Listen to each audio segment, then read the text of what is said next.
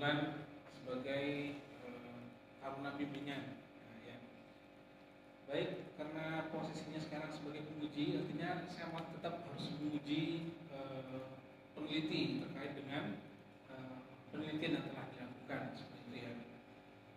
Dari pemaparan yang disampaikan oleh Pak Aris sebelumnya sudah cukup banyak ya. Yang sebenarnya ada sebagian yang mungkin akan saya, yang rencananya juga akan saya tanyakan, tapi ternyata sudah ditanyakan oleh Pak Aris seperti itu ya. Nah, kemudian untuk yang bagian saya mungkin tidak akan terlalu banyak ya yang akan saya tanyakan. Kita coba boleh dibuka hasil datanya tadi, Mbak. Balik lagi ke slide sebelumnya. Oke, yang tadi. Oke. Tadi juga sudah ditanyakan oleh Pak Aris ya, bahwa datanya itu tidak berdistribusi normal, ya. Artinya kalau tidak normal, maka sebenarnya kita bisa mengarahkan ke uji statistik non parametrik. Nah, sementara peneliti tidak mengarahkan ke non parametrik, tapi beralasan ke menggunakan CLT. Nah, kenapa?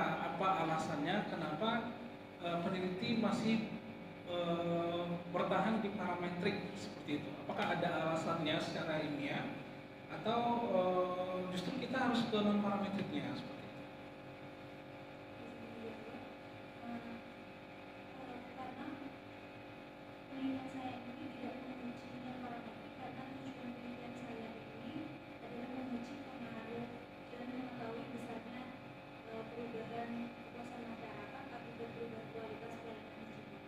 Jadi karena penelitian saya ini menguji pengaruh, jadi saya tidak melanjutkan pada uji non parametrik. Jadi saya tetap melanjutkan di uji kualitas dengan prinsip sentral ini. Berarti kalau kita pakai non parametrik, peneliti tidak bisa melihat seberapa besar pengaruh seperti itu. Jadi syaratnya untuk CLT salah satunya adalah N-nya harus besar dari 30. Itu ada teorinya. Ada teorinya ya. Selain itu ada nggak syarat yang harus terpenuhi kira-kira? Bahwa kita berasumsi bahwa walaupun datanya tidak normal nih gitu ya, tapi syarat lainnya terpenuhi sehingga saya sebagai peneliti boleh mengarahkan ke parametrik. Karena saya lihat dari skripsi peneliti bahwa peneliti itu ingin melihat memprediksi seperti itu ya. Jadi kalau non parametrik dia nggak bisa memprediksi seperti itu. Jadi harus tetap kita gunakan yang parametrik. Nah, jadi kira-kira selain dari sampelnya harus besar dari 30, syarat yang lainnya ada nggak kira-kira? Mungkin dari uji lainnya yang seperti uji linearitas, uji regresi, dan uji kelayakan itu semua sudah terpenuhi. Sudah terpenuhi. Uji linearitas ya. Uji linearitas itu apa? Uji linearitas itu menguji hubungan apakah dia hubungan antara kedua variabel itu bersifat linear atau tidak. Maksud linear atau tidak itu gimana maksudnya? Bahasa sederhana aja. Adanya ada atau tidak ada penyimpangan menghadap kedua variabel.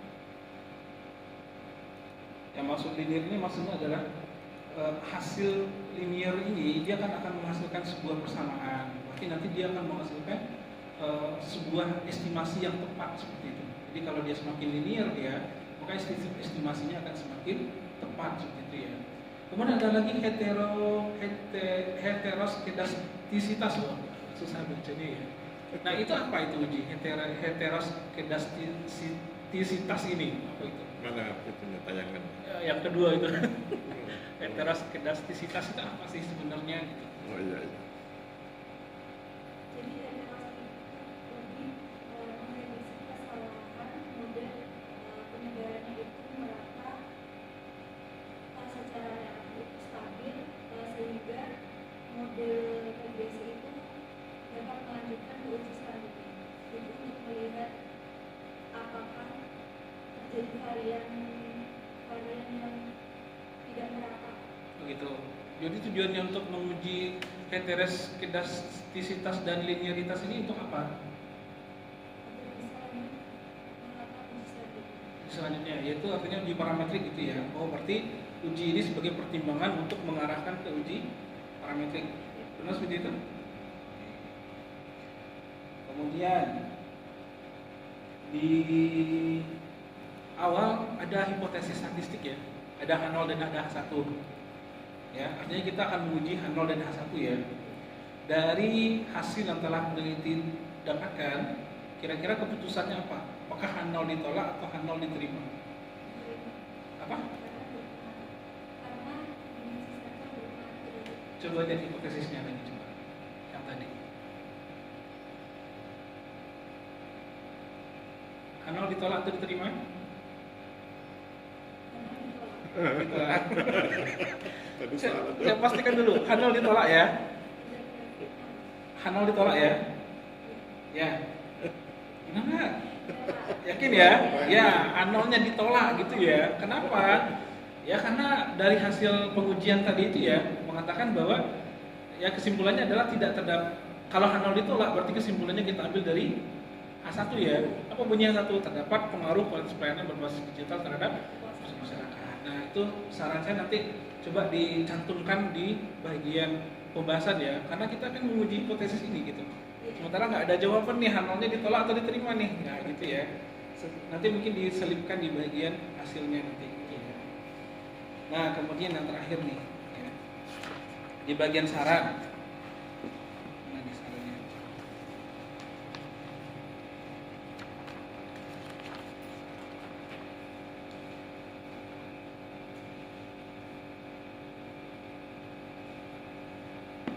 Nah, di sini ada saran untuk peneliti selanjutnya. Disarankan peneliti selanjutnya untuk meneliti variabel yang lain, misalkan tingkat kepercayaan publik, kemudian penggunaan sistem, proses informasi dan lain sebagainya. Nah, kenapa nggak peneliti sendiri yang melakukan penelitian terhadap variabel ini? Kenapa? Ya maksudnya kan pertimbangan dari awal kan, ya kenapa nggak semuanya diambil gitu? Kenapa cuma satu aja gitu? Kenapa nggak semuanya gitu? Kan tinggal bikin kuesioner. Iya gitu. Kenapa nggak semuanya? Gitu.